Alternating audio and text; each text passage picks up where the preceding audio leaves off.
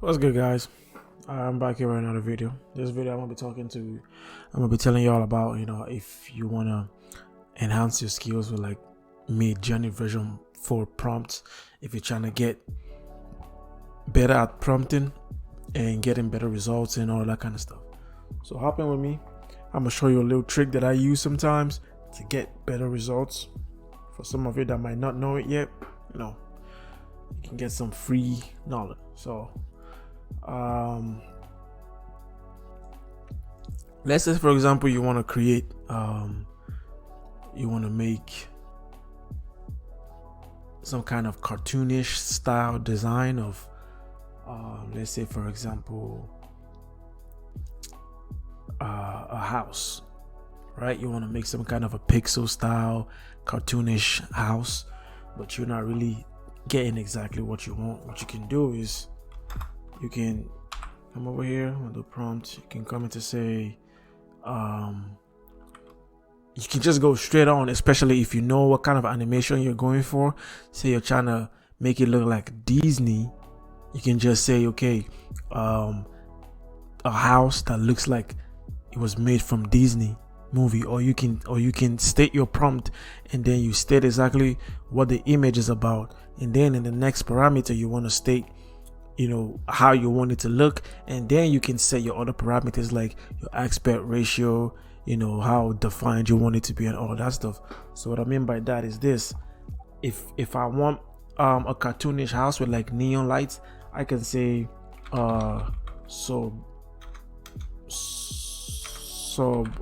suburban style house with neon lights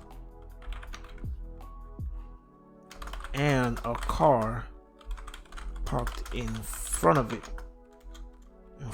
right? And then I can come and say Disney style animation. I can then put, say, Unreal Engine, and like I always say, Unreal Engine is just like it's like a software that people use to create games and animations. It's kind of like Blender, but people mostly use it for like games and game developments. So I usually like that look, the way the Unreal Engine animations look, so I like to use that in a lot of my designs. So I can say Unreal Engine 5, and then I can also say colorful, and then I can come in, I can say dash aspect ratio. I want to set it to the widest that I possibly can, which is 3:2. 3.2. There you go. And let's see what it's gonna look like. So you can see I've already been testing some ideas that I've had, to create some kind of, this kind of look. And you can see how detailed it is. You even got the reflection on the ground of like the lights reflecting it. And you can see this, some this right here. This kind of look like a character you find in like a Disney movie, especially this one right here. So right here too, and you can try it using some, if there's any animation you've seen, even if it's a movie you've seen and you think you like that style and you want to use that style to influence your art, you can add that there as well. People use artist names like Van Gogh. You can put painting by Van Gogh, and then whatever image you create, AI will try to put it as if it was created by him.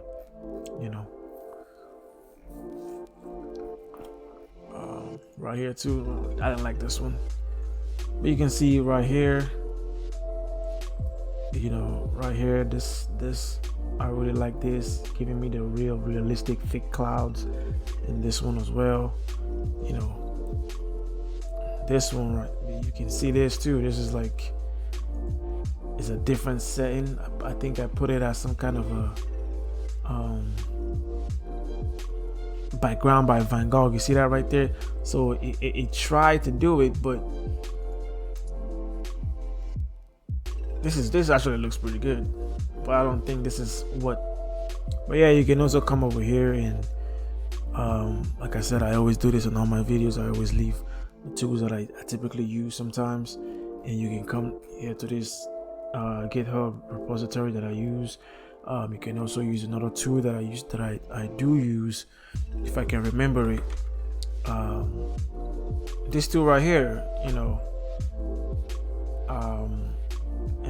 you go to inspiration, and then you go to like a Midjourney prompt database.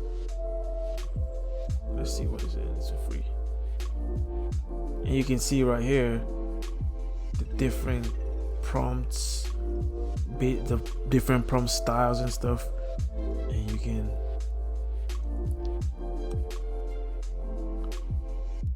steal some of these ideas and use them from, well, not steal it, but you can just see. Even Blender 2, is a 3D software as well. You can use that as a way to get some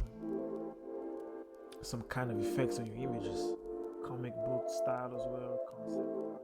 It's just so amazing how right now there is no other AI art generator that is as artistic as Midjourney.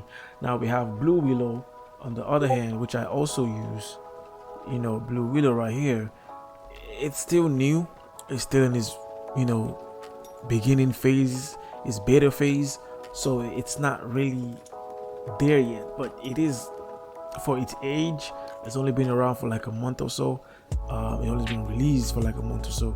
It is doing pretty good. It's better than a lot of the other art generators that I've used, but it still has it has some way to go before it can be on the level of Midjourney. Midjourney is just a whole different kind of artistic.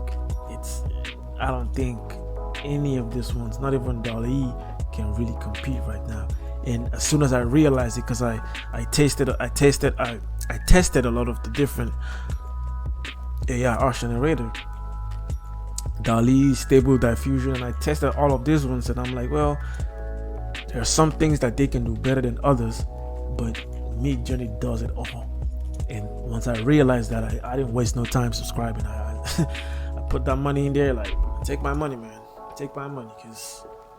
But the good thing is there are a lot of these other different AI art generator that will see the level that Midjourney is in, and then they will eventually start to catch up, which will make it more competitive, so it's not like a monopoly around AI art generator.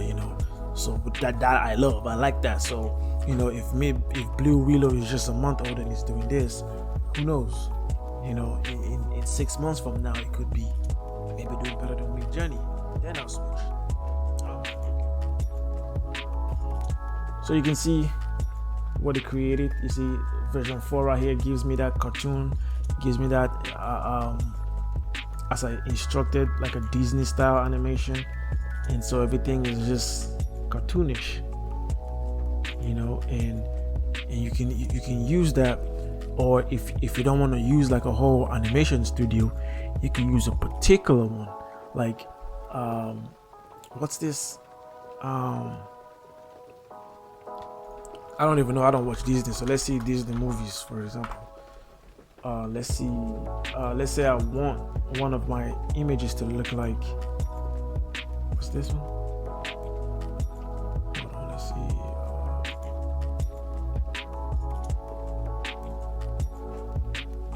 Encanto? Yes? What is it? Let's say I want, I'll be watching this Encanto.